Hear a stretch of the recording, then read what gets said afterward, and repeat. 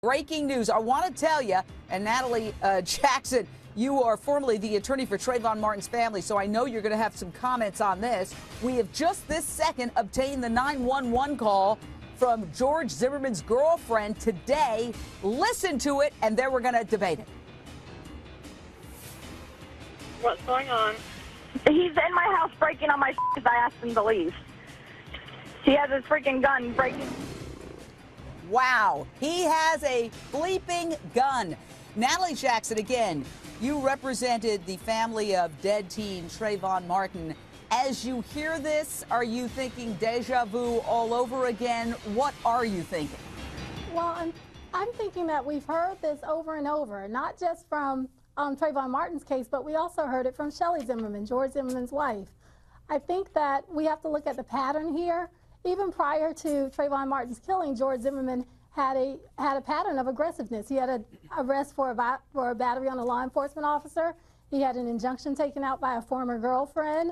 We know that the night prior to Trayvon's shooting, he and his wife had gotten into an argument, and she left the home.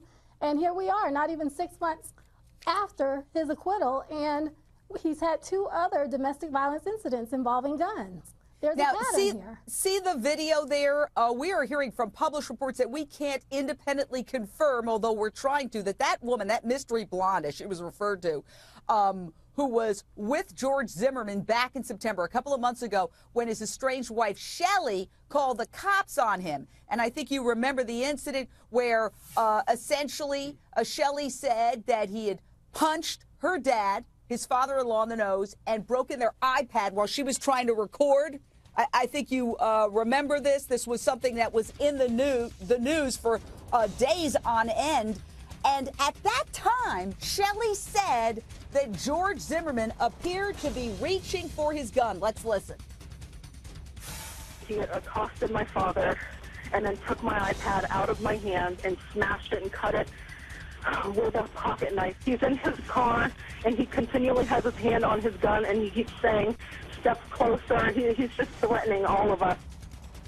Now, Shelley decided not to press charges, but these 2 instances have one big thing in common. Both times, the woman who's called 911 says Zimmerman is threatening them with a gun.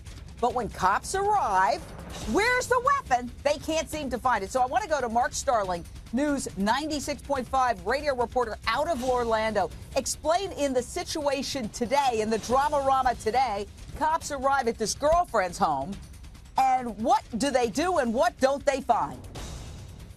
Well, they get there, Jane, and Zimmerman he's barricaded himself inside, but as soon as they arrived, he seemed to pretty much kind of back down a little bit. He came out. He didn't give the police any problem from what we're being told. This is obviously after he's put the butt of a shotgun to a glass table and pointed a gun at his girlfriend. And he apparently worked with police, and now he's looking at a felony charge of aggravated assault and battery and criminal mischief. Now, Mark, isn't it true that they didn't find a gun when they got there? Just like they didn't find a gun when the cops responded a couple of months ago when Shelley, his estranged wife, called, but they didn't search his vehicle, is my recollection the last time. And everybody was like, well, of course you didn't find a gun. You didn't check his glove compartment. And now they get there and they don't find a gun. So aren't they trying to get a search warrant to go in there and look for the guns now? They are trying to obtain a search warrant to try to find those guns. And it did seem a little bit odd that, if the guns were in the house, they should have had full access to go to the house. I wouldn't think that the girlfriend would kind of throw up any sort of, blockade to get in their way on that. So they are trying to obtain that. But now deputies have said that if Zimmerman is able to bond out, or when he bonds out, they want him put on GPS tracking. And that's something that is standard in Seminole.